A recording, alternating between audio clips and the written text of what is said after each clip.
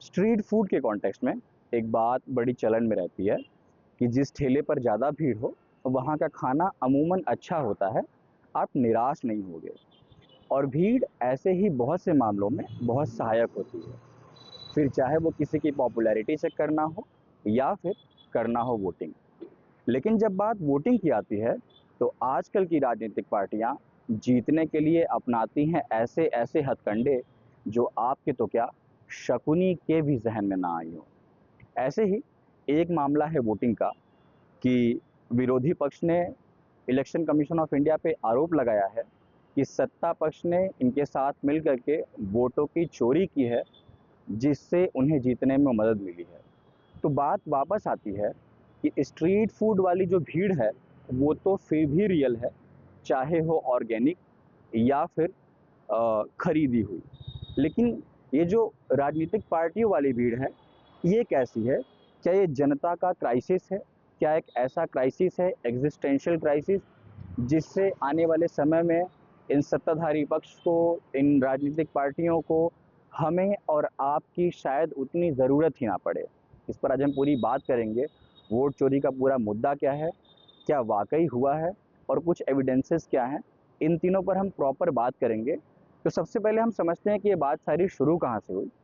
तो राहुल गांधी ने बेंगलुरु के महादेवपुरा के एक विधानसभा का एग्जाम्पल देते हुए एक प्रेस कॉन्फ्रेंस किया और बताया कि कैसे election commission of India BJP के साथ मिलकर के वोटों की चोरी कर रहा है।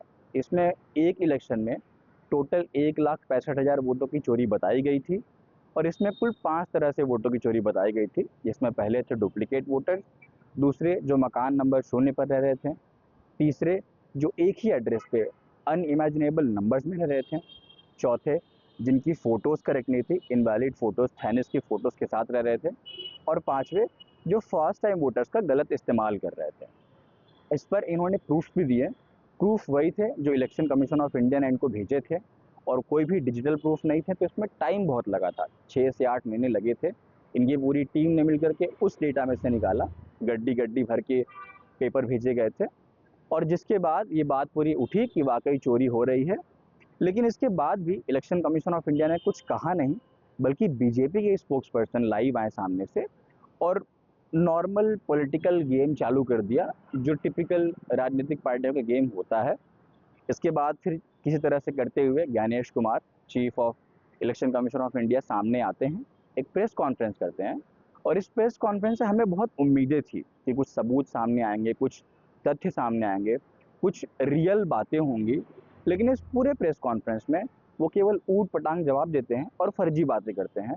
जैसे ये कहना कि क्या हम अपनी माताओं बहनों का वीडियो और फोटो साझा कर सकते हैं क्या, या फिर ये कहना कि हम तो वोटर कार्ड बनाते नहीं हैं, या फिर ये कहना कि चलो ठीक है किसी के डुप्लीकेट वोटर हुए भी तो क्या, वोट करने तो एक ही बंदा आ रहा है ना। तो ऐसी सारी बातों के बाद ऐसा लगता है कि इनका कोई मोटिव नहीं है, कोई प्रूफ देने का, कोई फैक्ट देने का, या फिर किसी भी तरह का ट्रायल करने का। अब हम बात समझने की कोशिश करेंगे कि क्या वाकई वोट चोरी संभव है। तो इसको समझने के लिए एक बात तो हमें तय कर लेना है कि वोट चोरी का इतिहास हमारा बहुत पुराना रहा है।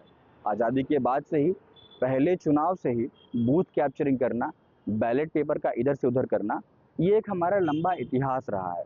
यही एक रीज़न भी रहा है कि राजनीतिक पार्टियां बाद में गुंडों को हायर करने लगती हैं, क्योंकि उनके साथ जीतना आसान होता है, उनके साथ पैसों को कलेक्ट करना आसान होता है, और अपने क्षेत्र में दबदबा बनाना बहुत आसान होता है। तो ये एक तथ्य है, ये एक स्टैब्लिश्ड फैक्ट है। लेकिन जब हम बात मॉडर्न ज़माने की करते हैं, जहाँ पर बैलेट पेपर का इस्तेमाल नहीं होता है, जहाँ पर गुंडागर्दी कम है, क्या वहाँ पर भी संभव है? तो एक वीडियो सामने आता है सिकंदरपुरा के एक दादा का, जो कहते हैं कि उन्होंने 6 बार भाजपा को वोट दिया है, और ऑफिसर्स बहुत ही सहायक थे, बहुत हेल्पफुल थे। फिर एक गुजरात के आणंद से वीडियो आता है कि एक लड़का कैसे अपने आप को रिकॉर्ड करता है और बार बार वोट करता है। फिर तीसरा एक वीडियो सामने आता है जहाँ पर एक ऑफिसर टपाटप बैलेट पे बैलेट छापे जा रहे थे। लेकिन अब इन तीनों केस के मामले में ऐसा है कि तीनों रिकॉर्डेड था, तो इन सब पर कार्रवाई हो गई।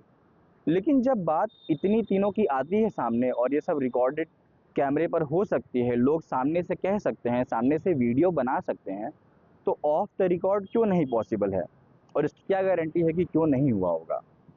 इसके बाद आते हैं इलेक्शन कमीशन ऑफ इंडिया पे, उन्होंने क्या क्या बातें कही। सबसे पहले उन्होंने कहा कि हमें एफिडेविट दो। हालांकि नियम यह है कि वो 30 दिन बाद तक ही सबमिट किया जा सकता है, और राहुल गांधी ने जो प्रेस कॉन्फ्रेंस किया था वो 1 साल बाद किया था उस चुनाव के ऊपर जो 1 साल पहले ऑलरेडी हो चुका था। तो ये एफिडेविट मांगने का कोई औचित्य ही नहीं है, लेकिन फिर भी मांगा गया। लेकिन क्योंकि मांगा गया, तो ऐसा नहीं कि पहली बार मांगा गया, इससे पहले अखिलेश यादव से भी मांगा गया था, और अखिलेश यादव ने एफिडेविट सहित 18,000 कॉपियां पिछले साल सबमिट करी थी, और इलेक्शन कमीशन ऑफ इंडिया ने अभी तक उनका कोई भी जवाब नहीं दिया है। ऐसे ही एक दूसरा केस सामने आता है कि जब पंजाब और हरियाणा के हाई कोर्ट में उनसे कहा था कि आप सीसीटीवी फुटेज को दिखाएं, शो करें, तो इन्होंने एक लेटर लिखते हैं कि इतना सारा काम है, इतनी सारी दिक्कतें हैं, इसलिए इस रूल को चेंज कर दिया जाए। 9 तारीख को हाई कोर्ट इनसे सीसीटीवी फुटेज को शेयर करने के लिए कहता है, 17 तारीख को लेटर लिखते हैं, 19 को पहुंच भी जाता है, और 20 को 10:30 से पहले ये रूल बन भी जाता है कि सीसीटीवी की रिकॉर्डिंग्स 1 साल नहीं बल्कि अब केवल 45 दिनों तक ही रहेंगी। तो ये बहुत ही ज़्यादा स्विफ्टली किया हुआ काम है, क्यों किसी को नहीं पता।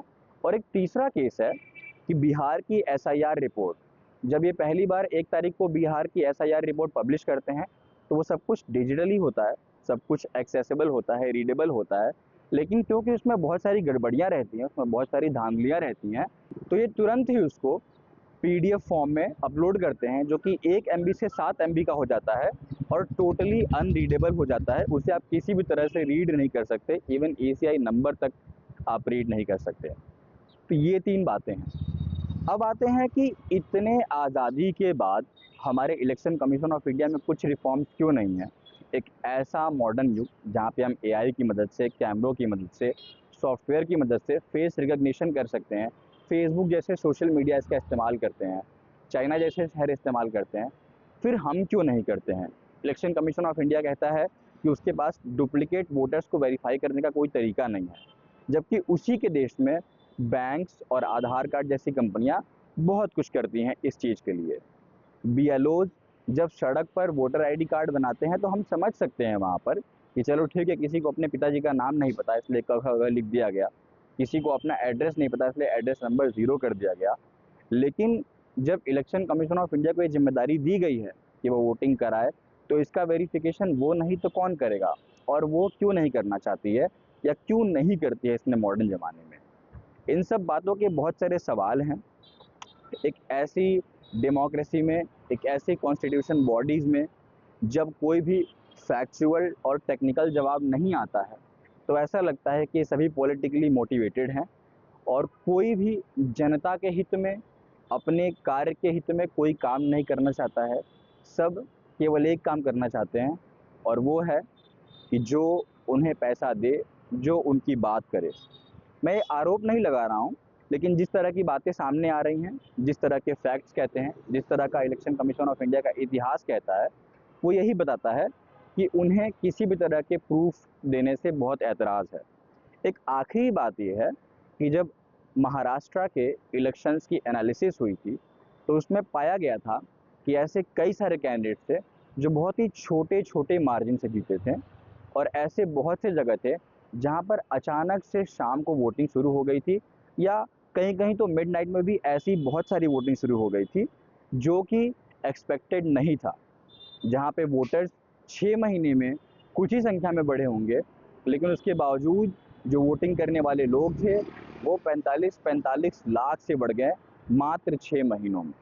तो ऐसी बहुत सारी बातें हैं, ऐसे बहुत सारे तथ्य हैं, ऐसे बहुत सारी घटनाएं हैं जो ये बताता है कि वोटों की चोरी संभव तो है, हमारा एक इतिहास भी रहा है और ऐसी घटनाएं भी रही हैं। वास्तविक घटना क्या है वो तो तभी पता चलेगा जब हम और आप इन्वेस्टिगेशन की डिमांड करेंगे और कोई इन्वेस्टिगेशन होगा।